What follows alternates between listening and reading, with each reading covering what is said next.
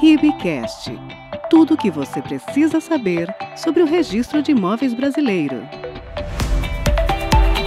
Olá, comunidade registral, eu sou Érica Stocco, diretora de comunicação do RIB, que é o podcast produzido pelo Registro de Imóveis do Brasil. Nesse quarto episódio da terceira temporada, nós voltamos com um tema que também é de interesse do público em geral. Você que tem um imóvel que sonhou tanto para conseguir, ou que tem vários imóveis, com certeza se preocupa e pensa como refletir e o que fazer para o futuro desses imóveis. Seja pensando nos seus filhos, na sua esposa, ou no seu marido, ou na sua mãe, ou o que fazer com eles caso você venha a faltar.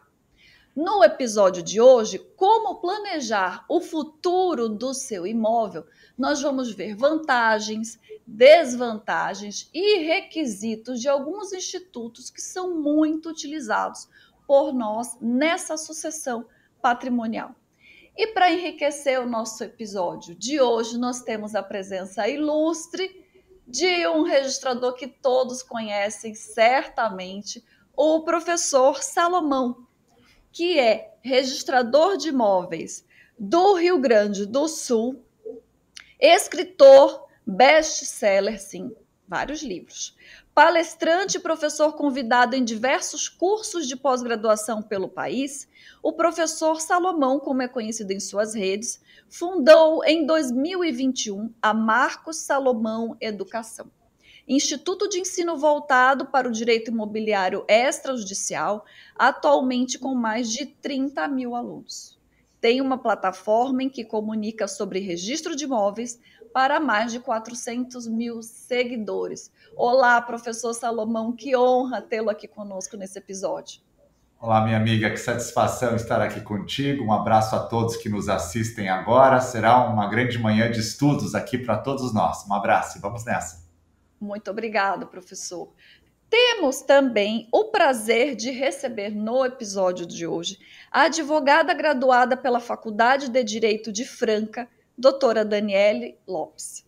Ela é especialista em processo civil e direito civil pela Pontifícia Universidade Católica de Minas Gerais, sócia proprietária do escritório Daniele Lopes Advocacia e Consultoria, escritório especializado em direito de família e sucessões.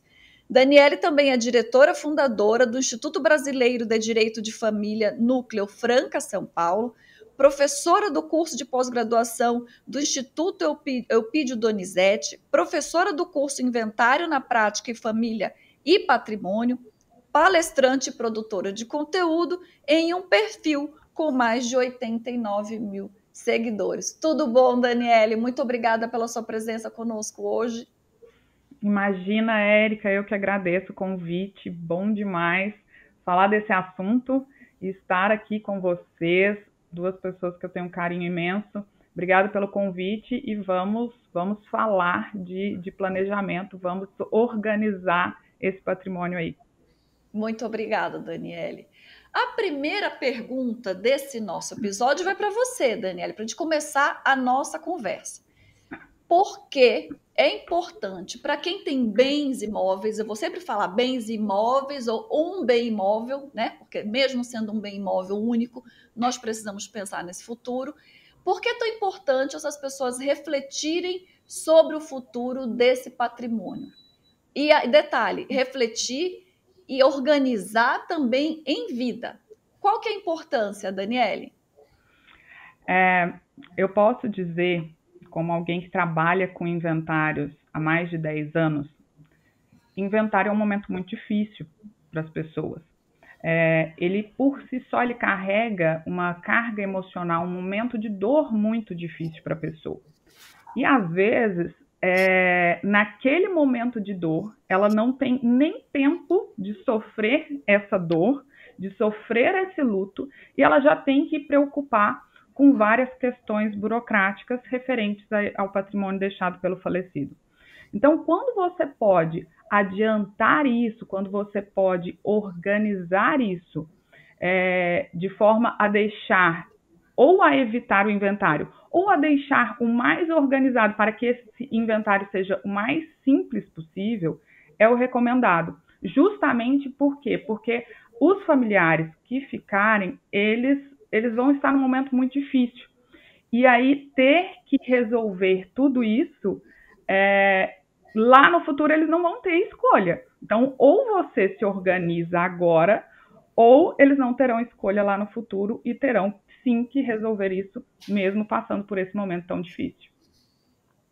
Verdade, Daniele. E depois que, geralmente, né, depois que o pai ou a mãe falece, a estrutura familiar também se desestabiliza, né, Daniele? Então, assim, pensar antes é antecipar e evitar dor de cabeça, né? E começam a surgir os conflitos, né? Eu falo que eu que trabalho com divórcio, com inventário, e aí tem uma frase que é muito conhecida, né? A gente conhece o marido depois que divorcia e conhece os irmãos no inventário. Porque realmente é um momento em que algumas coisas começam a aparecer. Então, é realmente um momento muito delicado. O que puder ser feito para prevenir, para organizar, a gente sempre incentiva que as pessoas tenham esse olhar de cuidado. Sim. Professor Salomão, você que está sempre na prática do cartório do registro de imóveis, conta para nós quais são as situações que você mais vivencia quando a pessoa falece e aquele imóvel, aquele patrimônio não foi organizado de maneira antecipada. Érica, eu só queria fazer um adendo que a gente conhece o marido depois do divórcio pro lado bom e pro lado ruim, os dois lados também, né? Então isso é importante, né? Porque, na verdade, eu sou um cara divorciado e me dou bem com a minha ex-mulher, então não tem queixas de mim, isso é muito importante a gente fazer constar que também existem bons ex-maridos, né? Que bom, não, com certeza. E aí, na verdade, só confirma que lá atrás ela fez uma boa escolha. Se não deu certo, tudo bem, mas que ela fez uma boa escolha, então ela não se surpreendeu. Exato. Bom, quanto às situações fáticas que não refletem no registro, o registro de imóveis deveria ser um espelho, né? Mas nem sempre se consegue. Mas eu rapidamente aqui listei, enquanto tu fazia a pergunta, contratos de gaveta são situações normais, isso eu me refiro já até mesmo à própria promessa de compra e venda em casa, contratinhos de compra e venda que não são feitas escrituras e não são levadas ao registro, inventários que não são feitos e as pessoas ficam em casa com seus documentos ou até mesmo uma cessão de direitos hereditários, imóveis que não é averbada a construção, não reflete a realidade do registro, financiamento de imóveis que não estão quitados na matrícula e continuam com ônus, seja a hipoteca, alienação fiduciária, prédios não individualizados. É muito comum que o pai em vida construa um prédio, primeiro andar para o filho mais novo, segundo filho do meio, terceiro filho mais velho, a cobertura para ele, para a esposa. Ele morre, o pessoal inventaria muitas vezes as unidades e nem estava na matrícula isso. Na matrícula podia estar só uma caixa de concreto ou nem isso. Além disso, loteamentos que não são realizados corretamente, sejam eles irregulares ou clandestinos, que chegam para nós depois os contratos dos lotes ou o próprio formal de partilha do lote e não teve loteamento. Desdobros, né, divisões pequenas de áreas urbanas. Então, é uma infinidade de títulos, de instrumentos, de documentos, de situações fáticas que ocorrem no Brasil. Isso faz parte da nossa história. O Brasil tem uma história muito de posse, o Brasil tem uma história de evitar a burocracia. Na década de 70, nós vamos lembrar das propagandas que falavam tem que ter uma vantagem, né? A vantagem. Então, o brasileiro tem um pouco disso ainda, de trazer da sua escola a ideia de ter uma vantagem, de evitar o imposto, de evitar passar pelos serviços públicos, conseguindo algo superior que vai lhe tornar um empreendedor. Então, os imóveis ficam irregulares. Quando surge a hora de vender o imóvel, seja ele financiado ou para alguém que tem a sua vida corretamente disciplinada, aí é necessário arrumar a casa. E isso ocorre muitas vezes depois da morte, quando os herdeiros querem vender o patrimônio do pai, que deixou tudo numa situação, então, um pouco suspensa, vamos chamar assim. E aí agora os herdeiros devem providenciar a regularização para colocar o imóvel no mercado, financiá-lo ou suprir as exigências do comprador. Com certeza. Essa questão que o professor trouxe é muito interessante, porque quando o cliente chega, às vezes querendo organizar esse patrimônio, pensando na sucessão, eu quero transmitir para os meus filhos e tudo mais, existem dois momentos. Existe a organização que a gente tem que fazer dos documentos que já existem. Igual o professor citou, muitas vezes a gente tem muito contrato particular. Às vezes a gente tem escritura, mas que não foi registrada na matrícula. Então, essa parte de organizar isso daí também é muito importante. Depois de organizado isso, é que a gente começa a pensar nessa transferência. Então, esse organizar em vida possibilita essas duas possibilidades. Tanto você deixar a parte documental mais organizada, quanto a possibilidade da transmissão também em vida. Então, sempre focar que existe essas duas possibilidades, que muitas vezes, quando não organizado antes, e essas duas situações, tanto a organização da documentação, quanto a transmissão, vai acontecer só lá no inventário, e aí fica muito mais burocrático.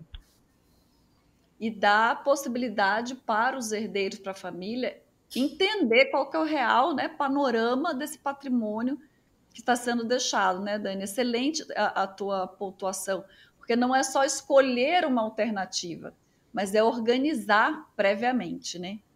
Muito obrigada. Sim. Continuando, inclusive, com você, Dani, a próxima pergunta vai para você. Traçado esse panorama inicial, nós temos alguns institutos que são muito falados na sociedade que podem dar essas alternativas. Doação com usufruto, só usufruto, ou fazer um testamento, ou fazer uma partilha, né, em vida através da doação, ou até mesmo a holding, que foi tão comentada nos últimos meses. São apenas essas possibilidades de alternativas para a pessoa que está nos ouvindo ou assistindo refletir? Ou existem outras? E quais são, mais ou menos, as diferenças de cada uma delas? Se você pudesse pontuar para nós. Tá. Quando a gente fala de patrimônio imobiliário, basicamente são essas as mais usuais. Quando a gente fala de patrimônio em valores, por exemplo, aí a gente tem seguro de vida, previdência privada, mas tratando-se de imóveis, de patrimônio imobiliário, a gente tem que definir o que o cliente quer, o que a pessoa quer, qual a vontade dela de organizar esse patrimônio. Porque a gente tem transferências feitas em vida e transferências com a morte. E aí, na transferência, quando a gente fala de transferência em vida, então a pessoa já quer fazer essa transferência em vida, basicamente, para ser bem simples, tudo gira em torno de doações. Tudo gira em torno de doações, que é a forma de você transferir, tirar do pai e já passar para o filho. Então, você faz em forma de doação. E aí, a doação, ela pode vir com usufruto ou uma partilha em vida, que nada mais é do que uma doação de todo o patrimônio. Então, a doação é a forma que a gente tem de transferir isso daí. Só que a doação, ela pode ser feita de várias formas, várias condições, várias cláusulas, que vai depender do caso que a gente vai analisar. O mais comum que a gente encontra é fazer a doação do bem para os filhos, ficando para os pais ou usufruto. Ou seja, transfere a nua propriedade já para os filhos, tira a propriedade dos pais, transfere essa nua propriedade para os filhos, e esses pais com usufruto têm o direito de usar e gozar desse bem. Ou seja, eles podem continuar usando e usufruindo do bem normalmente. E aí a gente faz isso porque a doação, se há uma transferência de bem durante a vida, esse bem sai do nome daquela pessoa. Então, logo, se ela falece, aquele bem já não está mais no nome dela, não entra no inventário. Diferente, por exemplo, se o cliente, porque toda doação envolve também impostos. E aí isso tudo você precisa trazer para o seu cliente, porque às vezes ele quer uma coisa, mas ele não tem condições de arcar com aquilo que ele deseja. Então, tudo isso precisa ser analisado. A questão do testamento, o testamento já é uma outra frente, que a gente fala que a doação para nós do direito é algo inter vivos, ou seja, é algo feito entre pessoas vivas. Já o testamento é uma transmissão após a morte. Ou seja, o testamento não tira da pessoa a propriedade agora. A propriedade continua sendo dela. O testamento, ele passa a ser válido com o falecimento. Então, vai acontecer a transmissão da propriedade só depois da morte. Então, já tirando uma dúvida muito comum que é, o testamento, ele tira o inventário? Não tira. Por quê? O testamento, ele só é válido depois da morte. E os bens que estão em testamento só estão porque a pessoa é dona. Então, eu sou dona de um imóvel. Eu posso escolher pegar esse imóvel e já transferir a nua propriedade para minha filha, e aí passa a ser a proprietária, não deixa de ser a Daniele e passa a ser a Maria Júlia, e eu fico com usufruto, ou seja, eu posso continuar usando desse bem, eu posso alugar esse bem, mas a proprietária passa a ser a Maria Júlia. Agora, se eu resolvo colocar este bem em testamento, o bem continua sendo meu, e aí quando eu falecer, esse bem vai ser transferido através do inventário, respeitando o testamento.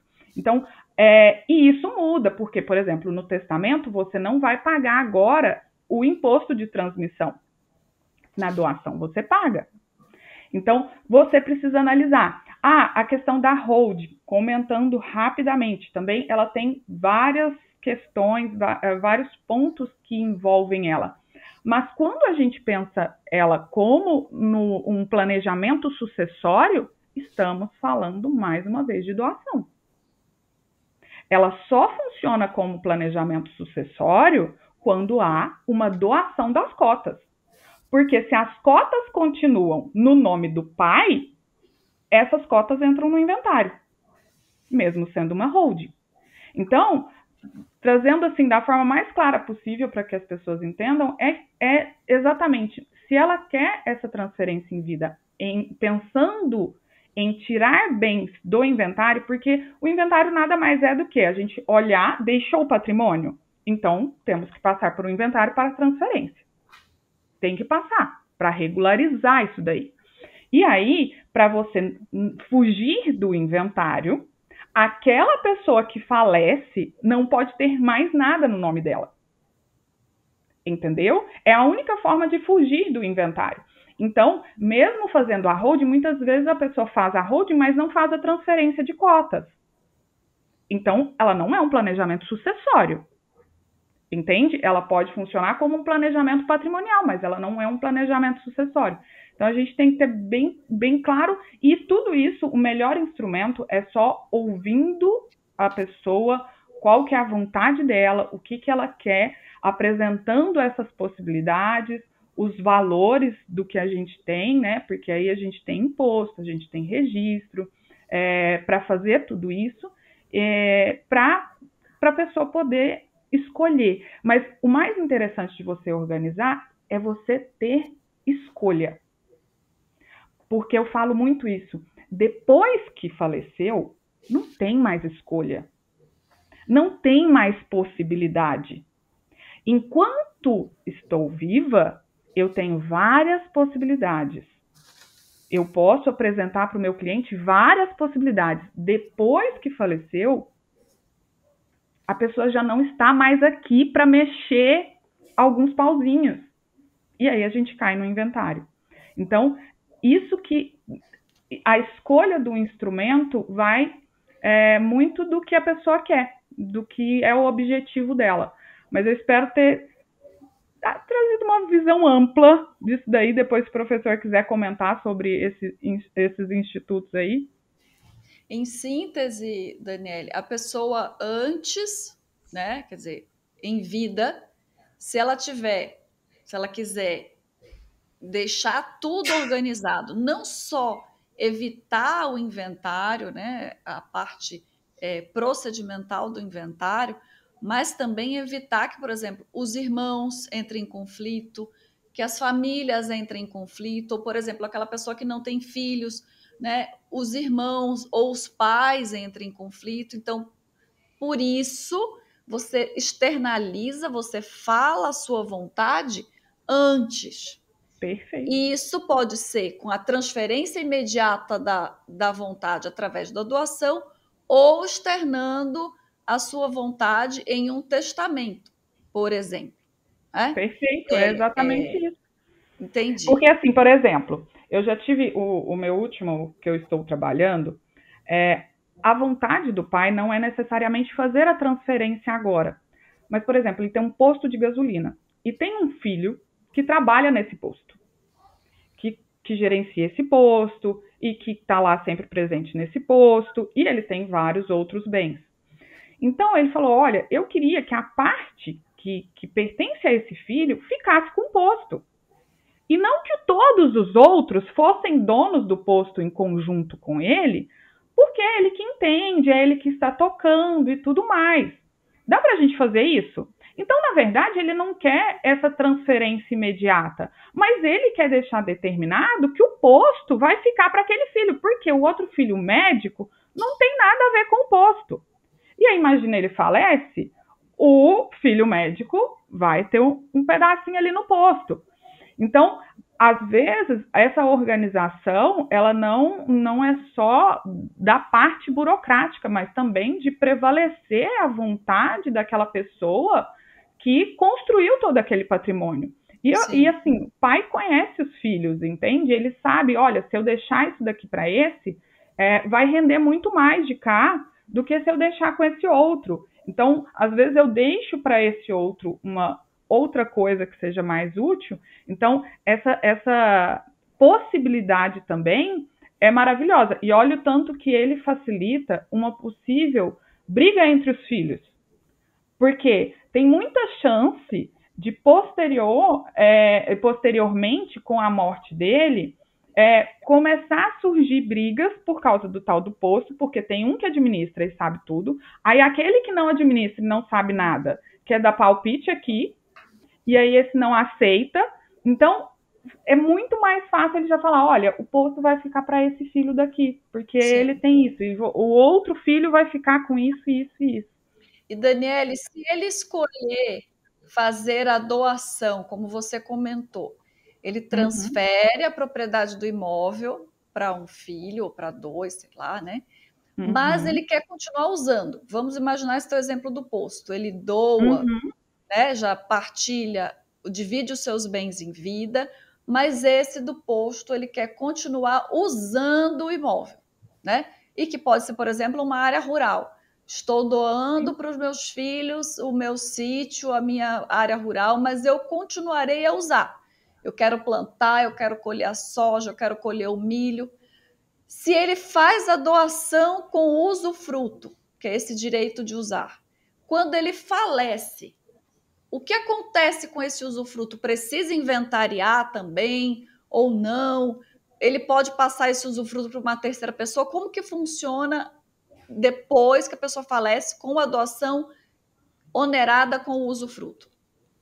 Tá, o que acontece? Então, vamos imaginar que eu sou dona e proprietária de uma grande fazenda, e aí eu resolvo fazer essa doação para os meus filhos e reservo o usufruto para mim. Então, com o usufruto, eu consigo usar a fazenda, eu consigo usufruir da fazenda, eu consigo alugar a fazenda, eu consigo arrendar a fazenda, tá? Então, todos os frutos que essa fazenda continuar gerando, eu tenho para mim, porque eu sou usufrutuária agora, tá? Quando eu falecer, a propriedade já não era mais minha. Então, esse bem não precisa entrar em inventário porque a propriedade já havia sido transferida com a doação. Então, esse bem não vai entrar em inventário. O que acontece com o usufruto? O usufruto, ele é personalíssimo, então ele morre comigo.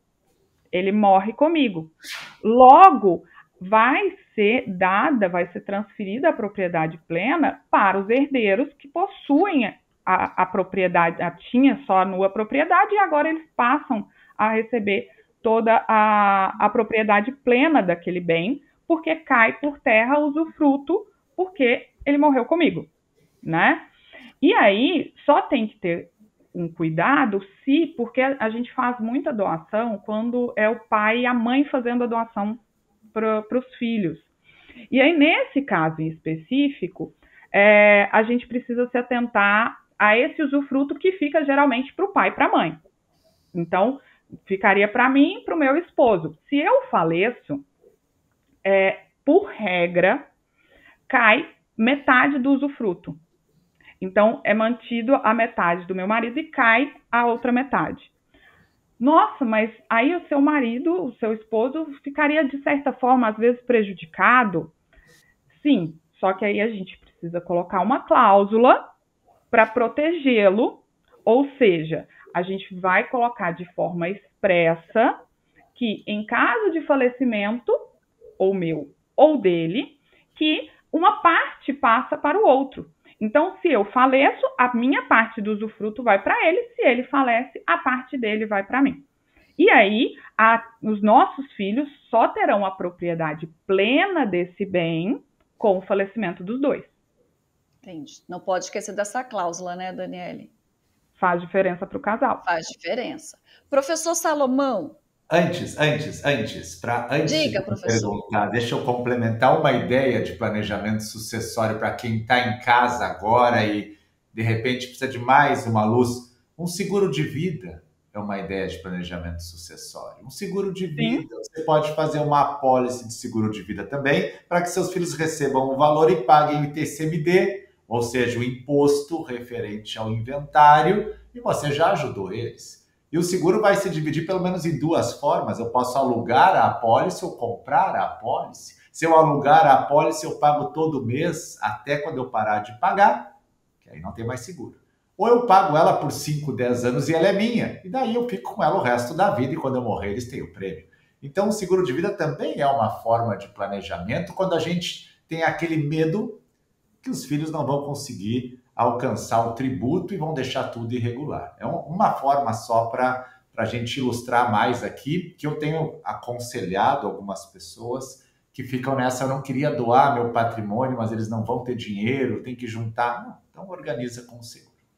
A previdência privada também, né, professor, entra nessa ideia de deixar valores, né, porque uma das questões que a gente tem quando você não consegue, quando você sabe que vai existir o inventário, porque realmente não vai haver a transmissão total agora, uma preocupação que o pai tem, muitas das vezes, é pensar como é que eles vão fazer para pagar se eu deixar tudo em imóveis. Então, já sabe que os gastos são altos, então a gente organiza, inclusive, como farão para pagar. E uma das formas, como bem o professor citou, é um seguro de vida, porque ele nem passa pelo inventário.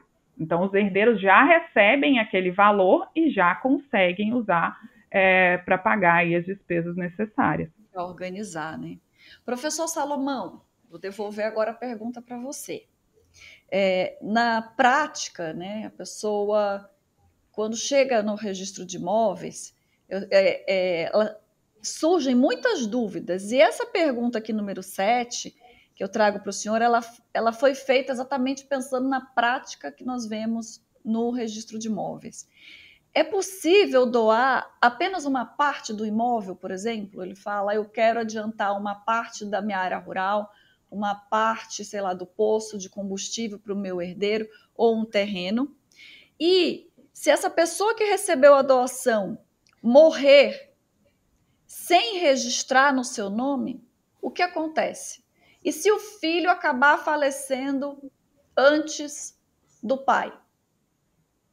O que acontece nessas situações, professor? Excelente. Para quem está em casa agora, é comum que a gente pense um pouco sobre adiantamento da herança, quando a gente fala de planejamento sucessório. Então, eu quero doar para um filho que vai cuidar mais dos meus negócios, ou eu quero deixar já organizada uma parte para cada filho, ou eu quero ao mesmo tempo, como disse a Dani, doar, mas também quero continuar usando e tirando frutos, usufruindo do bem. Então, é claro que a gente imagina diversas situações aqui, tá? Diversas. E uma das hipóteses, é claro, doar uma parte para um filho, não doar para outro, ou doar para ambos em partes iguais. A lei prevê que a gente possa escolher alguém para receber mais. Então, se eu tenho herdeiros que são chamados de necessários, descendentes, ascendentes ou cônjuge, se eu tiver um desses herdeiros, eu preciso respeitar metade do meu patrimônio, que será por eles depois inventariado, se eu quiser doar. E se eu quiser doar, posso doar até metade para um, exclusivamente, sem prejudicar a lei. Bom, posso doar uma parte? Posso. Posso adiantar isso como herança, posso doar sem entrar na herança, posso colocar cláusulas dizendo que eu reservo para mim usufruto, ou até mesmo cláusulas que restringem o meu filho. Por exemplo, eu não quero que ele venda o imóvel enquanto eu for vivo. Eu não quero que ele venda o imóvel até certa idade. Eu não quero que ele venda o imóvel enquanto ele não se casar. Eu não quero que o meu imóvel que eu estou dando para ele seja penhorado por uma dívida, porque ele pode ser um pouco irresponsável. Eu quero que tenha uma proteção. Eu não quero que o imóvel que eu estou doando para ele entre no patrimônio com a minha nora, que eu não tenho boa relação, ou com o meu genro, que eu não tenho boa relação. Então, quando eu faço a doação, eu posso florear ela, colocar uma série de coisas. Por exemplo, imaginar que o meu filho, de repente, possa morrer antes de mim. A vida é incerta. E aí, para quem vai esse bem? Será que ele tem filhos para suceder isso? Ou será que esse bem retorna para mim ou fica para minha nora? Então, eu posso imaginar que doando e ele morrendo antes, volta para mim automaticamente. Assim como eu imaginar que se eu dou para ele e para minha nora que são casados, um deles morrendo, o outro já acresce a sua parte. Então, a doação, para quem é leigo e está em casa, ela deve ser objeto de uma conversa com um profissional que entenda do contrato. Porque doar não é apenas doar, é também imaginar o que vai acontecer após a doação.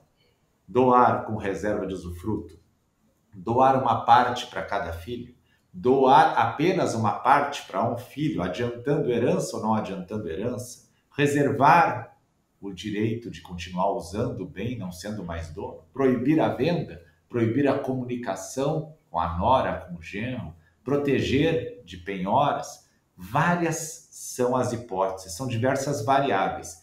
Então, para quem imagina que é possível planejar a sucessão, imaginando que possa doar bens, possa fazer testamento, possa fazer holding, possa fazer um seguro, diversas hipóteses estão sendo abordadas aqui, mas especialmente na doação, é bom conversar por um tempo antes de tomar a decisão. Eu já vi casos de idosos que doaram o bem e pediram que o filho cuidasse, mas não mencionaram isso na escritura. E depois o filho vendeu o bem e os idosos ficaram sem nada. Já vi caso de idoso que doou o bem e reservou o usufruto, mas o filho vendeu a nua propriedade porque estava precisando do dinheiro e depois que tinha vendido a nua propriedade, o idoso ficou no imóvel, mas também ele não era cuidado. Assim como nós temos também detalhes que são orientados pelo notário e pelo advogado em relação à obrigação dos filhos de cuidarem os pais. Obrigação essa que muitas vezes vem descrita na escritura. Pai e mãe doam para o filho, guardam o usufruto e os filhos devem cuidar do pai. E o filho não pode vender. Então, essas coisas todas devem ser esmiuçadas quando a gente começa a imaginar um planejamento. Quem está em casa pensando que vai planejar a sua sucessão, a sua sua morte, como ela vai ficar na divisão de bens, tem que olhar todas as hipóteses, mas a doação em si deve ser conversada com alguém que entenda. É como tomar remédio por conta própria. Eu quero tomar o Ozempic para emagrecer. Acho que é bom, vi na TV, vi no Instagram. Consulte um médico para garantir que você não vai ficar com aquela cara chupada que todo mundo fica, né? Vai ficar horrível, né? Então procure informação profissional. Quanto à questão 7, né, que faltou só eu responder a parte da morte, se a pessoa não registra o título, é comum que se faça a escritura e guarde ela em casa e não se registra. Aí depois morre o vendedor, morre o doador, e agora? Agora o título ainda pode ser registrado, não há problema, o ato está feito, já tem jurisprudência dominante disso, dizendo que o ato pode ser registrado sim, levado ao registro de imóveis. Acontece, às vezes, da pessoa não levar a escritura, né? É uma pena, né? A pessoa faz em casa, tem um formal de partilha, não registra, e depois a vida anda, tá? Então a gente aconselha sempre que levem os títulos ao registro de imóveis para que se possa dar essa continuidade. Mas não tendo registrado e havendo a morte, pode registrar posterior. Agora, se você não fez nenhuma escritura, não fez nenhum documento, nada, e o pai te doou verbal, aí te agarra no paraquedas, que não vai ser fácil, né? É verdade, professor. E aproveitando o tema que a gente está tratando, e o testamento, que ficou claro aqui pela doutora Daniele, que o testamento ele externa a vontade daquela pessoa, do futuro daquele patrimônio, né? Mas ainda assim ele precisa ser resolvido em um inventário. No testamento, a parte pode beneficiar apenas um herdeiro, por exemplo, apenas um filho, apenas um pai. Tem que sempre beneficiar somente os filhos. Ele pode beneficiar, por exemplo, uma amiga, e precisa ser apenas questões patrimoniais. Vou dar um exemplo que sempre me vem à cabeça, professor. Eu amo cavalo. Todo mundo sabe que falar com a Érica é impossível falar sem falar de bicho. Toda vez que eu estou numa situação limítrofe, eu penso, não deixei escrito para quem vai ficar cada cavalo, porque eu tenho as amigas, né, que vão ficar com os cavalos. Ou eu não disse o meu terreno, onde estão os meus cavalos, quem vai administrar. E bate aquele desespero. Eu posso beneficiar uma amiga, por exemplo, não sendo um filho, né? Eu acho que essa dúvida tem muito das pessoas. Para quem ela pode passar aquele patrimônio? Legal, hein? E é interessante que o testamento ele é pouco usado ainda, apesar da pandemia ter alavancado bastante. Nós estamos em 3 pessoas nessa tela. De vocês duas aí, quem já fez testamento? Vocês, testamento teu. Já fez, Daniele? Já fez teu testamento? Não. Érica, já fez? Não, eu fiz. Então, eu correspondo a 30% da população, tá? Agora, eu tenho o suporte que vocês não estão vendo em casa, mais 3 pessoas que eu estou vendo. Vocês não estão vendo em casa. Dos 3 aí, vocês fizeram testamento? Quem fez? Levanta a mão para mim. Nenhum dos 3. Viu só como é pouco usado? Então, a gente está aqui em 6 pessoas trabalhando esse podcast, que é belíssimo. E das 6, 1 fez testamento. Ah, mas tu é o mais velho. Não é por isso que eu fiz, tá? Não é por isso que eu fiz. Mas influencia.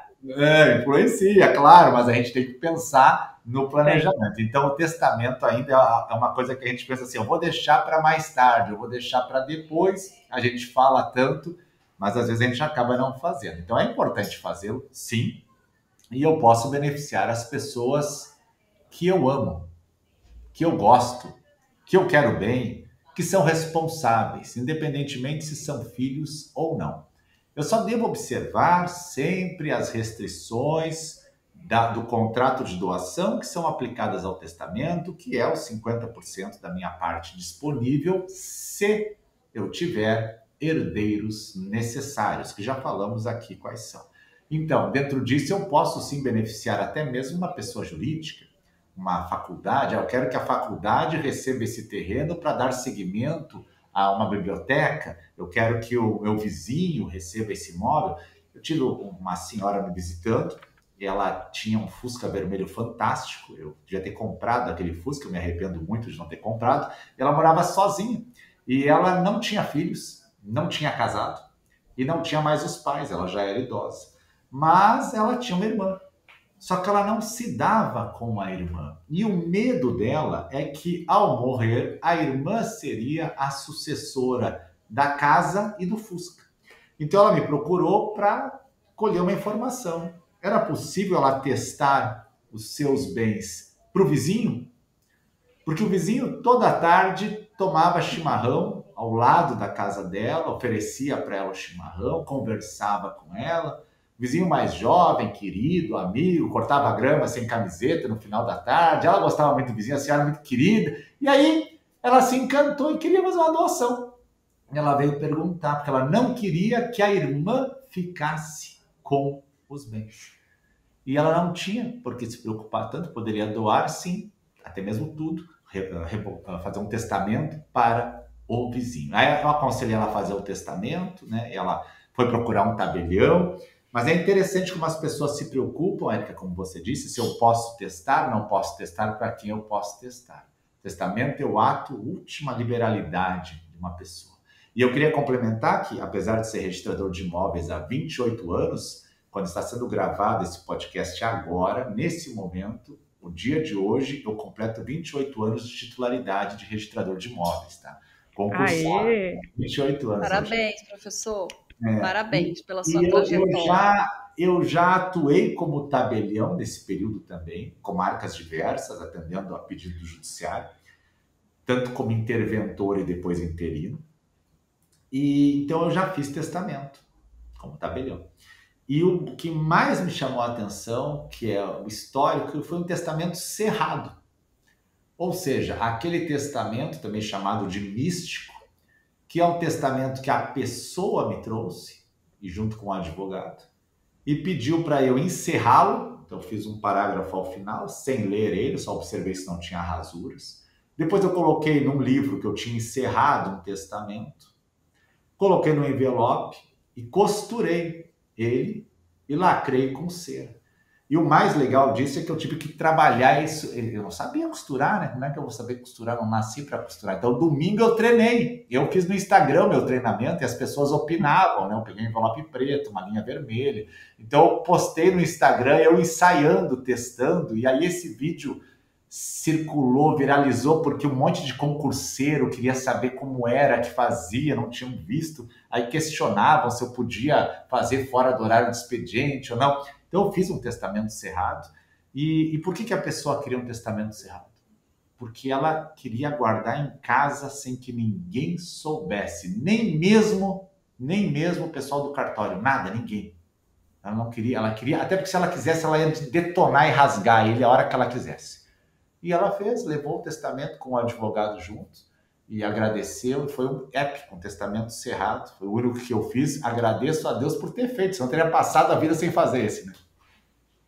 E às vezes, né, professor, a gente está sempre falando do pai, da mãe com relação aos filhos, mas existe o inverso, né? Às vezes a preocupação dos filhos em que isso seja resolvido de uma maneira antecipada, né? Ou o pai está começando a adoecer, ou, né, é um processo natural e que, olha que interessante para trazer para vocês, quando eu era tabeliã, bem no interior do estado mesmo, em que eu só tinha áreas rurais e as famílias naturalmente mais simples, eu não digo nem mais simples economicamente, né, mas por ser do campo, eles faziam isso à medida que envelheciam. E eu não vejo isso tanto no ambiente urbano. Eu digo assim, trazendo aqui o meu contexto pessoal, à medida que meu pai foi envelhecendo, ele era uma pessoa muito crítica, professor Salomão e Daniele, ele era alemão, aqueles alemão assim, metódico, né? E ele envelhecendo, e eu dizia, pai, a gente precisa resolver, né? Vamos deixar tudo organizado antecipadamente. Ele olhava para mim e dizia assim, você está querendo que eu morra? Né? O testamento, essa antecipação dessa organização, ela não fala de desejar que aquela pessoa mais velha faleça, né? Mas fala de amor, fala de organização de um patrimônio construído com sonhos e que aquele filho, aquele herdeiro também deseja que isso seja continuado na morte daquele pai, daquela mãe, né? Eu recebo muitas pessoas me perguntando como eu posso explicar isso para o meu pai, que não me deixa organizar, vai dar problema, eu tenho um irmão, eu tenho um cunhado problemático, então a gente precisa lembrar também disso.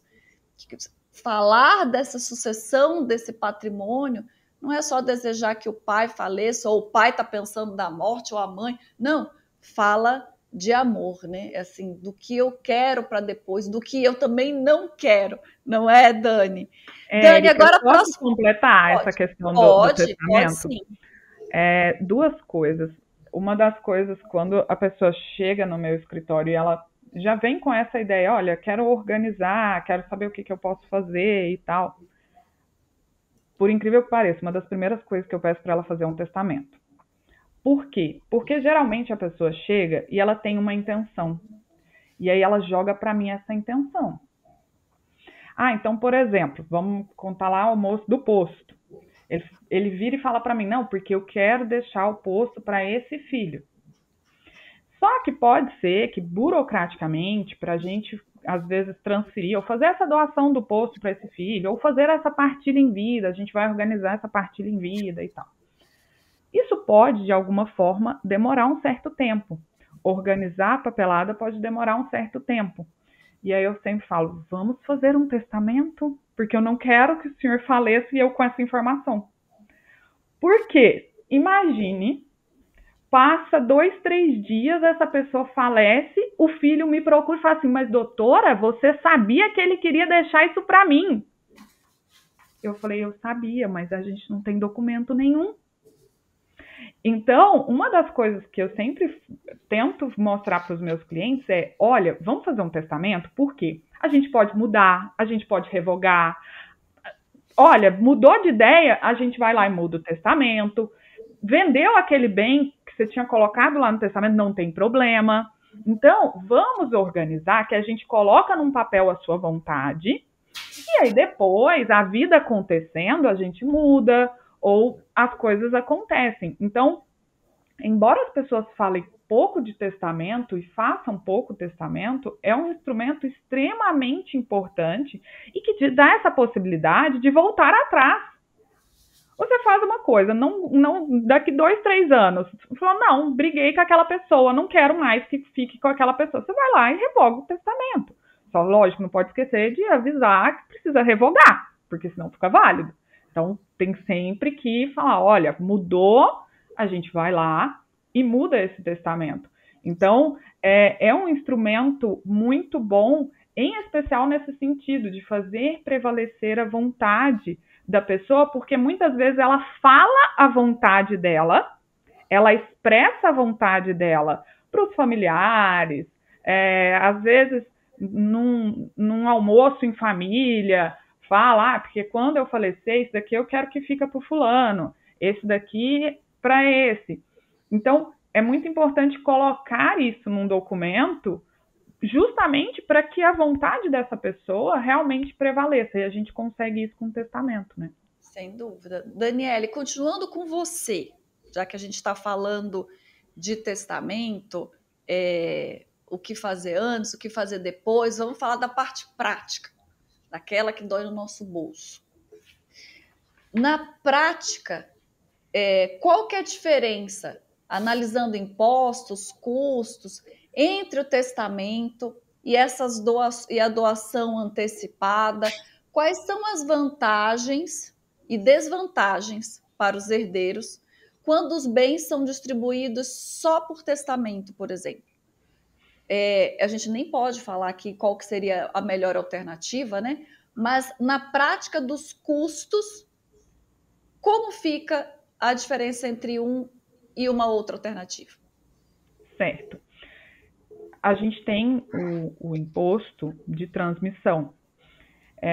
E aí é um imposto estadual. Então, cada estado tem a sua lei. E aí, a alíquota para transmissão inter vivos, ou seja, numa doação, pode ser uma, e com o falecimento pode ser outra alíquota. O que é a alíquota? É o percentual que vai incidir ali em cima daquele patrimônio.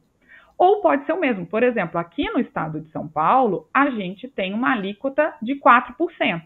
Então, se hoje eu vou fazer uma doação de uma casa, eu vou pagar o imposto de transmissão, que vai incidir sobre o valor desse imóvel 4%. Se esse mesmo imóvel entrar no inventário, aqui no estado de São Paulo, também é a mesma alíquota de 4%. Então, a gente tem estados em que a alíquota é igual e a gente tem estados em que existe diferença na alíquota. Existe por exemplo, vamos imaginar 2% para doação e 4% para transmissão causa-morte. Então, esse é o primeiro ponto de analisar. Porque, lógico, se você tem uma alíquota menor para doação, ela ainda fica mais atrativa, entendeu? Ela fica muito mais atrativa. Então, mas imaginando aqui no estado de São Paulo que nós hoje temos a mesma alíquota. Ou seja, se eu entrei com uma doação hoje, eu vou pagar 4% daquele bem. Se aquele bem entrou no inventário, eu vou pagar 4% daquele bem. Lembrando que a questão do testamento, lembra que eu falei no início, o testamento, ele é uma forma de organizar, mas ele vai ser concretizado pelo inventário. Então, se a pessoa fez o testamento lá em 2010, ela não pagou a transmissão. A transmissão acontece aqui no inventário, tá? Então, seriam esses 4%. Então, se a gente pensar em termos de alíquota, aqui no estado de São Paulo, hoje a gente tem a mesma alíquota, tanto para pensar com uma doação, quanto para deixar esse imóvel para um inventário. Só que, o que eu gosto de alertar o cliente? Você tem que pensar que as coisas mudam. Então, hoje eu sei que a alíquota de doação é 4%, e se eu fizer essa doação hoje, ou amanhã, ou daqui 2 dias, eu vou pagar 4%. Quando eu deixo isso para um inventário, eu não posso falar para o meu cliente que daqui 10 anos estará 4%.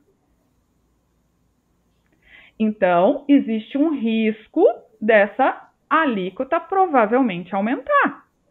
Então, existe essa questão, se você pensar o que é o melhor, talvez seja melhor você garantir essa transmissão agora para pegar essa alíquota que corre o risco de ser maior no futuro.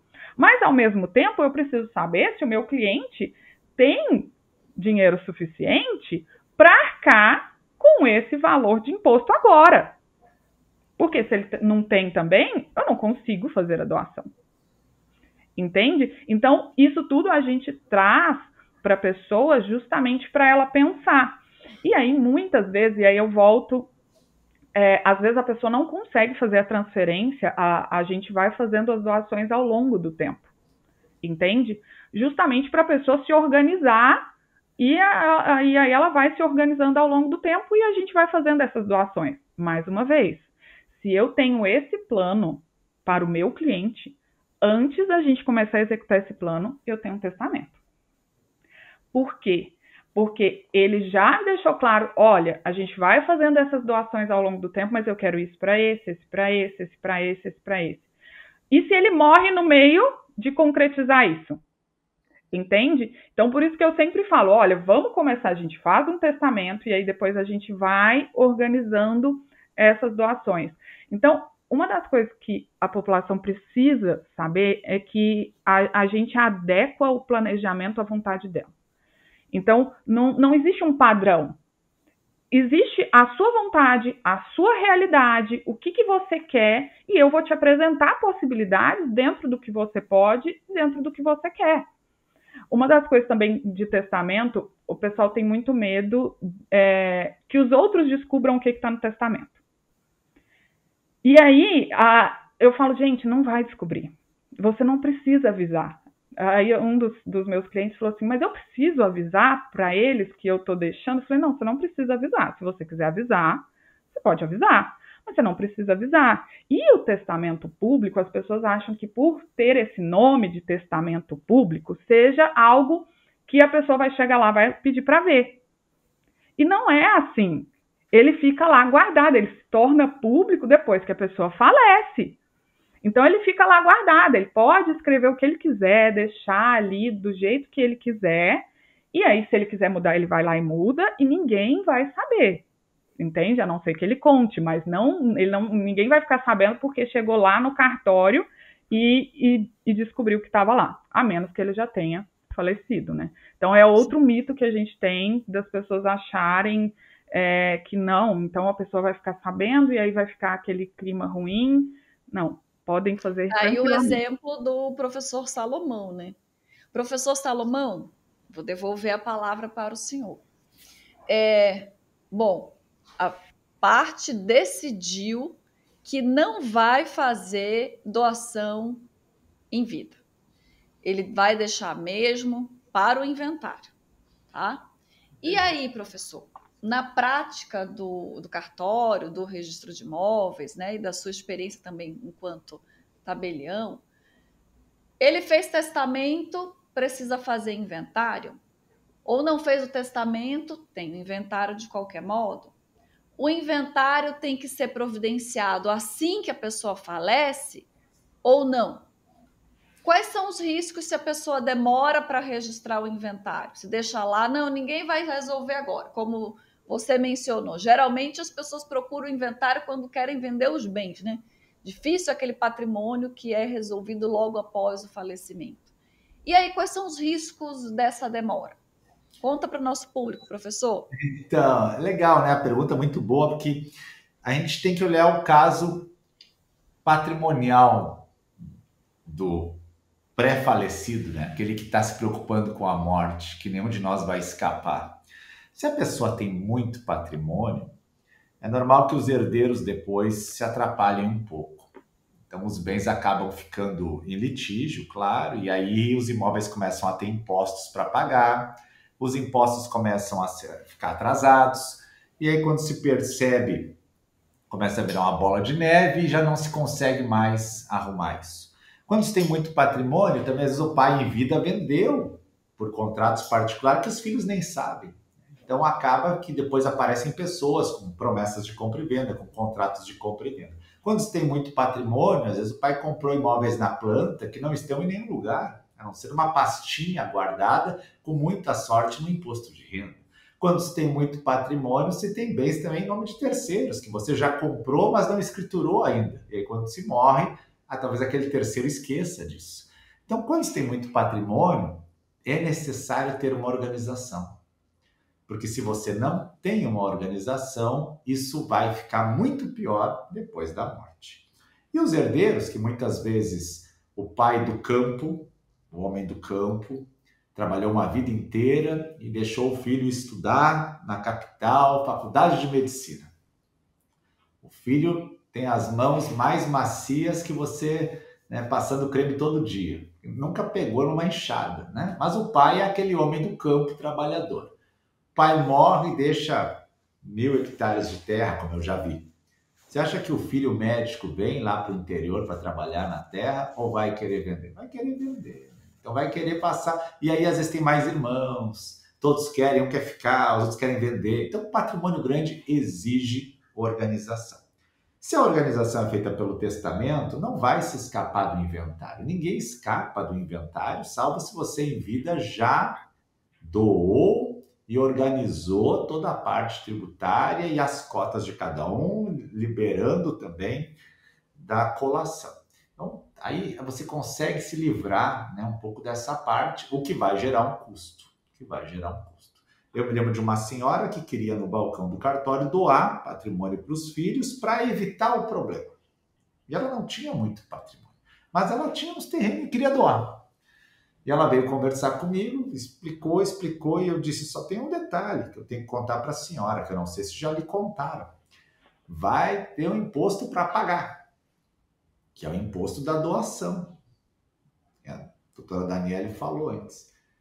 Ela disse, é muito. Eu disse, vamos calcular. Calculamos, e ela disse para mim, isso é toda a minha economia que eu tenho no banco. Aí a questão é, será que para essa senhora vale a pena ela se descapitalizar no final da jornada terrestre e imaginar que ela vai passar uma velhice sem dinheiro, quando exatamente os problemas se maximizam e você precisa de recursos? Uhum. E aí eu expliquei, e ela dizia, mas eu queria deixar tudo organizado. Mas nesse caso, faz o testamento. Vai lá, mas aí eles vão ter que pagar o imposto. Mas do imposto ninguém escapa. Não há mágica. Alguém vai ter que pagar. A questão é saber se a senhora vai pagar e vai viver mais uns anos e vai enfrentar daqui a pouco um SUS, ou eles vão pagar depois. Deixa o testamento organizado. Mas vão ter que fazer inventário? Vão.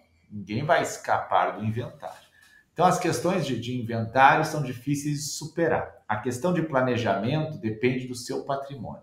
Se você tem pouco patrimônio, é mais fácil de organizar e se precaver. Se você tem muito, minha dica, organize. Porque os filhos talvez não tenham, por ser de geração diferente, a mesma pegada negocial que você tem. Eu não posso exigir que os meus filhos enxerguem o mundo dos meus olhos. O que eu compro de patrimônio, como eu administro, eles vão ter a visão deles de mundo, que por mais que eu ensine, que eu passe, que eu converse, eles são outra geração. Talvez ele não vai dar valor para um apartamento meu velho no centro histórico da cidade, que eu acho lindo. Talvez ele vai dar valor para uma casa, um condomínio na praia, cheio de jovens que estão lá se importando com outras questões. Então, o valor que eu dou a um bem não é o mesmo valor que o meu filho dá. E isso é necessário para eu organizar a casa. Então, preciso sempre imaginar, vale a pena doar? Vale a pena fazer uma hold, como é uma grande moda hoje no Brasil? Vale a pena testar? Qual é o custo disso agora? Porque às vezes a pessoa faz uma descapitalização quando ela tem 70 anos. Só que tem gente que está com 100 anos. Tem os centenários da nossa geração. Aí você vai passar 30 anos como? Ah, não, mas o filho vai me ajudar. É imprevisível essa afirmação. Imprevisível. Então, há de se ter um cuidado com o planejamento para não se descapitalizar, não comprometer o futuro dos filhos e não comprometer a velhice. Que é quando você vai viajar mais, quando você vai aproveitar com o seu companheiro, a sua companheira, você vai tirar um pouco mais o pé do acelerador. Para isso, sempre é bom lembrar, né? Planeja a sua saúde também, não deixa para depois, né? Senão você não vai aproveitar a velhice, tá? Com certeza. Agora, ficou claro aqui para a gente que, primeiro, o patrimônio precisa ser organizado, né? Seja para escolher deixar essa organização para depois da morte ou antes, no curso da vida, toda a documentação do seu patrimônio precisa estar organizado, de maneira que os seus herdeiros, seus familiares entendam o que você construiu em vida. E o interessante também lembrar, como eu já vi muitos casos aqui, fazerem um inventário e logo depois começar a descobrir bens comprados e vendidos através de contrato de gaveta, e os herdeiros continuam tentando resolver e tendo essa tarefa, né, para carregar. E não só por isso, os herdeiros sabem exatamente o que foi construído para poder organizar no futuro. Isso envolve as construções, os documentos. Nós estamos falando da escrituração, mas envolve imóvel rural com ITR, não sei quantos ICCIRs, se tem CAR, se não tem. Tudo isso fala de preservar um patrimônio. E hoje, essa semana mesmo, meu filho teve aula de investimentos no 9º ano do colégio. Investir já é uma análise e um conhecimento que vem dos jovens, porque nós sabemos que a gente investe, a gente pensa só, né, no dinheiro físico, na moeda, na conta do banco, mas o imóvel, mesmo aquele imóvel que vem de um sonho familiar, é um investimento e ele precisa continuar crescendo. Então, essa documentação fala da proteção desse crescimento também, desse valor que foi construído através de um sonho. Mas aí eu devolvo a pergunta para os nossos participantes, para a doutora Daniela e para o professor Marcos. Quem devemos procurar nessa dúvida? A gente está aqui com um filho, uma filha, o pai, a mãe que quer organizar, ou o irmão. Assistiu o Ribcast, professor Salomão, ouvi a sua voz, e agora? Vou para o registrador de imóveis, procuro o meu advogado de confiança, vou ao tabelionato. O que fazer? Qual é o primeiro passo depois de organizar a documentação, professor Salomão? E depois a palavra para a doutora Daniele. Então, se você é sozinho, sozinha na vida, procure seu advogado para conversar. Se você não tem advogado, vai direto ao tabelionato. Por que eu indico primeiro o advogado? Porque normalmente o tabelionato tem muita gente no balcão, então tem que conseguir um horário ali para chegar e até que você se organiza no balcão pode demorar um pouquinho mais. E o tabelião, ele já recebe a vontade pronta, dá uma orientação, mas é um serviço público com mais pessoas, com mais envolvimento ali na hora, que talvez fosse primeiro melhor começar pelo advogado. É a minha visão. Jamais desrespeitando a profissão, mas começa pelo advogado, senta, troca ideia, vamos ao tabelião os dois juntos. Porque aí você começa a aglomerar mais pessoas para ter uma situação mais própria do que você quer.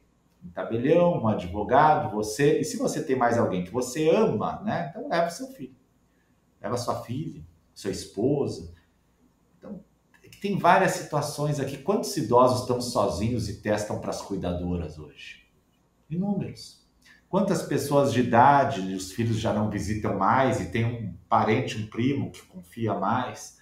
Então, a pessoa que você confia e ama nessa fase da vida é quem vai te dar o suporte para isso, quem vai te cuidar. Se não tem ninguém, comece então procurando os profissionais que você se identifica. Se você não consegue identificar ninguém nessa seara, né? Então, comece a observar as pessoas que estão trabalhando na sua volta e comece a ver a autoridade delas. Quem trabalha honesto sempre tem boa reputação.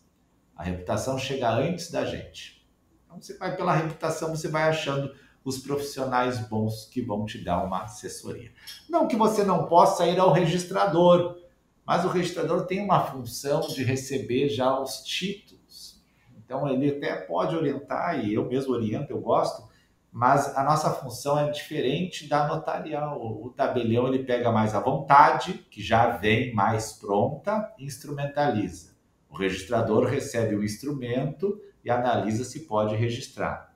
Antes disso, eu entendo que o advogado é a melhor opção para começar, assim como no inventário. Dificilmente você vai direto ao tabelionato entender sucessões. Você vai conversar com o advogado para depois ir ao tabelionato. Então seria essa a ordem no meu sentir, sempre respeitando as pessoas que você ama, que você confia, que estão com você. Daniele, concorda com o professor Salomão? Total, né, gente? Eu sou a que mais levantaria a posição de procurem advogado. Né? Como advogada, eu falo procurem um advogado, é ele que vai entender o seu caso, que vai analisar todos os detalhes, que vai ouvir as suas vontades, que vai entender toda a situação, que vai fazer toda essa análise dos documentos que você já tem, e aí, se precisar, vamos até os cartórios, ver o que a gente tem lá, porque às vezes a pessoa não tem, então a gente faz essa busca para entender toda a parte documental, mas é extremamente importante você levar o seu caso para um advogado especialista que entende disso, para ele te ouvir e traçar o melhor caminho, sabe? Isso faz muita diferença. O professor Salomão falou muito disso, por exemplo, muita gente acha que doação é uma coisa muito simples, quando na verdade não é. Ela pode parecer, mas ela envolve muitas questões. Tem muitas possibilidades, tem muita coisa que a pessoa, às vezes, ela indo direto no cartório fazer essa doação, ela não vai ser informada de todas as possibilidades existentes, de todas as consequências existentes daquilo dali. Então, é muito importante que eu até lembrei agora de um caso que eu peguei, que foi feito exatamente sem uma orientação, e só para vocês entenderem a importância da orientação. Era um caso em que houve um inventário do pai. O pai faleceu, fizeram um inventário em cartório porque eram todos maiores e capazes. E aí, a mãe falou, olha, eu já vou aproveitar e vou doar a minha parte para os filhos, porque aí eu só fico com o usufruto e eu já antecipo, eles não vão ter que fazer o inventário da minha parte.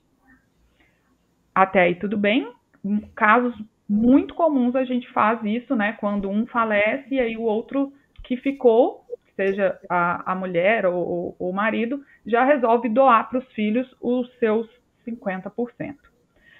Até aí tudo bem, até aí tudo bem. Se não fosse um detalhe nesse contrato de doação. E esse contrato de doação, ele chegou para mim num divórcio. Por quê? Quando essa mãe foi fazer a doação dos 50% dela, ela tinha 4 filhos maiores, capazes e casados.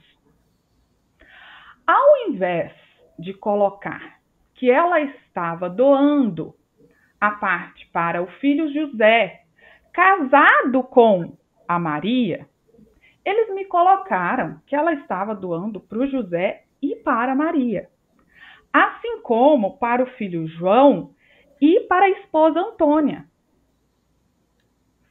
E assim foi.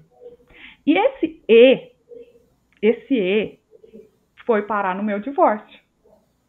Foi parar no meu divórcio, porque o José e a Maria resolveram se divorciar. E aí o José pensando que não, aquilo dali era fazenda de herança, que ele recebeu uma parte do pai e a outra parte de doação da mãe. Quando a gente pega a escritura de doação, que eu olho aquele E,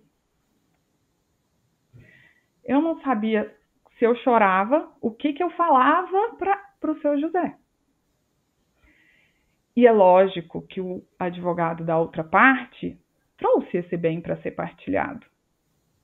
Ele mencionou isso daí, ele nem precisava trazer, porque isso daí já é condomínio. Isso daí a gente nem fala que é mancomunhão, que é, enfim, termos jurídicos aqui, gente. Mas quando ela doou para o José e para a Maria, no fundo, ela queria fazer uma doação para o filho, que era casado. Mas por constar que a doação era feita para o José e para a Maria também estava recebendo nessa doação. Então, é um detalhe que eu acredito que se tivesse um advogado acompanhando aquele ato ali, ele não teria deixado isso passar.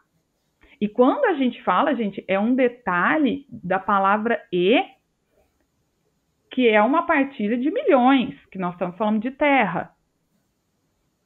Aí depois, por sorte, conseguimos resolver no divórcio, a Maria, a gente resolveu passar tudo isso para os filhos, a Maria aceitou, o José ficou tranquilo, que aí pelo menos está com os filhos dele, mas são detalhes, e aí por isso que eu falo,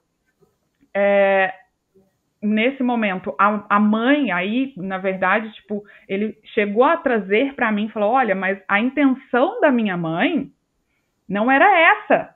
A intenção da minha mãe era simplesmente fazer uma doação para os filhos, né? Eu falei, mas a intenção não está no papel. A intenção não está no papel. E a gente tem de forma expressa que se a doação foi para ambos os cônjuges, ela se comunica e tudo mais. Então, a importância, porque às vezes a gente acha que, não, é muito simples. É ir lá e fazer no cartório, porque se a pessoa chegar e ir direto no cartório, ela vai conseguir fazer.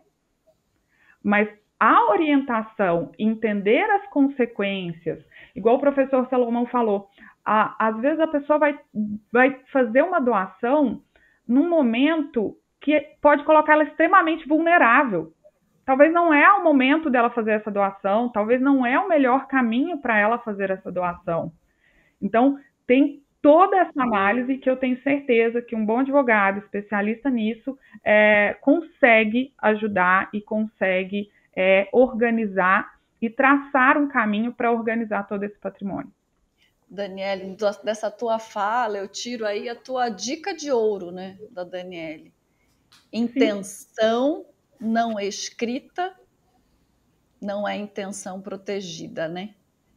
Que dica de ouro, Daniele. Essa aí é da organização dos documentos que você falou no começo. Mas eu queria saber a dica de ouro do professor Salomão, para quem está com todo esse panorama, para a gente encerrar o nosso episódio de hoje, professor Salomão. Dica de ouro para quem está ouvindo e deseja organizar os seus imóveis. Então, primeiro que eu queria complementar o que a Dani falou, né? Achei interessante essa questão da intenção, mas não é obrigação do tabelião realmente fazer um planejamento sucessório. As pessoas acham que vão economizar com o advogado porque vão fazer um planejamento sucessório no tabelião. Não é dever do tabelião fazer um planejamento, é o dever de aconselhar as partes. Mas um planejamento ele requer, quem já fez sabe, várias reuniões com o advogado, vários estudos a respeito. Então, colocar isso no colo do tabelião é muito oneroso para o notário, né? Porque ele vai fazer um planejamento, várias reuniões para imaginar como seria o melhor planejamento. Não me parece que seja a função dele, a função do advogado, né? Agora, depois que chega lá o planejamento, aí o tabelião pode aconselhar, pode dizer só isso aqui, assim, né? Mas a parte, ela é livre para tomar suas ideias, né? Mas é uma conjunção de conhecimentos e práticas, né, professor Salomão? O advogado, o registrador de imóveis e o tabelião é uma tríade de acesso à porta dessa justiça que funciona sempre um complementando ao outro, né? E assim como não compete ao registrador fazer o planejamento sucessório, né? Ou se meter em serviço de outro registrador, né? Às vezes as pessoas chegam, me procuram, porque eu sou professor e tenho um pouco dessa notoriedade que vocês sabem, que não é nada escondido, né? Então todo mundo sabe quem eu sou. As pessoas levam documentos que é de outro cartório. Eu digo, mas isso não é meu, né? Não, mas a pessoa marca a hora no meu cartório para puxar uma pastinha e apresentar outra coisa. Mas não é meu. Mas eu quero que o senhor resolva isso. Não, mas eu não posso. Porque não me diz respeito. Não, mas o senhor é professor. Eu sou professor em sala de aula. Não aqui ou nas redes. Aqui eu sou registrador deste cartório em Porto Alegre. Então, não compete a mim planejar, imaginar a forma de regularizar, mas me dá uma opinião. Também, mas não aqui na minha sala, né? Trazer serviço de colega, né? Cada colega tem um modo de trabalhar a regularização também. Isso é importante. Então, daqui a pouco um colega vê de um jeito, o outro vê de outro. E dá para dar vários exemplos aqui. Eu uso capião de um bem que tinha que ser inventariado. Precisa inventariar sempre ou pode fazer uso capião se passou o prazo? Você vai encontrar divergências. Não só aqui, em outros temas também. Então é normal que a gente não tenha essa obrigação de se manifestar no serviço do colega, assim como nenhum juiz se manifesta no serviço do outro colega, né? Faz parte do negócio. Mas a minha dica de ouro para quem está em casa, né, e gostaria de pensar no seu planejamento sucessório, a primeira coisa, organize todos os documentos num lugar seguro. Seguro que eu digo é a prova de enchentes, como é o caso do sul do Brasil, né? A prova de incêndios, a prova de furtos, né? Organize seus documentos num lugar seguro. E tem alguém da confiança que saiba disso até que você consiga regularizar tudo. Procure a regularidade dos documentos antes de morrer, claro, né? Ou se vai deixar para alguém regularizar depois, que deixe isso bem organizado num testamento ou um documento que manifeste a sua vontade sobre isso. Sem organização, é muito mais difícil dos herdeiros alcançarem o propósito do pai. Fica tudo atirado. Muitas vezes os bens ficam até mesmo esquecidos. Então, procure organizar o seu patrimônio, mesmo que ele seja pouco. Essa é a minha dica de ouro, pelo que eu vejo hoje no Brasil, um enorme número de contratos de gaveta, recibos, procurações que circulam. Tenha isso organizado, tenha algum lugar que as pessoas saibam como proceder. Nunca a informalidade vai desaparecer, ela é inata ao ser humano. Existem inúmeras pessoas que fazem procuração, recibo, contrato, compra do outro que está devendo. Isso faz parte, a gente só tem que tentar ajudar a chegar ao fim e evitar a judicialização desses procedimentos. Se você leva tudo ao judiciário, você esgota a máquina pública. E não é culpa do advogado, né? Porque se nós olharmos, todo mundo aqui que fez faculdade de Direito fez processo civil 1, 2, processo civil 3 e processo civil 4, o retorno, né? Não acaba nunca o processo civil. Mas não tem uma de procedimentos extrajudiciais. Se tem a optativa, e antes da pandemia nem isso. Então é natural que tenha ocorrido um movimento no Brasil de judicialização de tudo. Então, deixa que o judiciário resolva. Né? Mas nós temos que evitar, e a melhor forma de evitar é organizar a pasta de documentos. E se der para regularizar em vida, já regulariza, para evitar problema para os herdeiros. Que episódio muito instrutivo. Eu estou vendo aqui como o professor Marcos Salomão mencionou, a equipe de comunicação concordando comigo, porque muitos tinham essa dúvida. Eu quero agradecer a participação de vocês dois. Eu estava ansiosa para fazer esse episódio com a doutora Daniele e com o professor Salomão, que trazem também dicas valiosas nas suas mídias sociais, eu acompanho diariamente. Daniele, suas palavras finais para o nosso episódio, por favor, muito obrigada. Érica, agradeço demais o convite, agradeço a sua maravilhosa condução,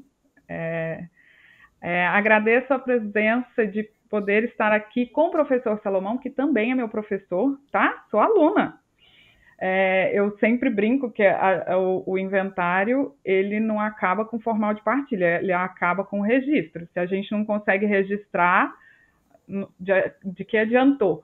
Então, agradeço, achei a troca extremamente valiosa, espero que quem esteja nos ouvindo tenha conseguido tirar algum aproveito e fico à disposição nas minhas redes sociais, onde conseguirem me encontrar, estou sempre à disposição e contem comigo, se precisarem, estou por aqui. Obrigada, viu?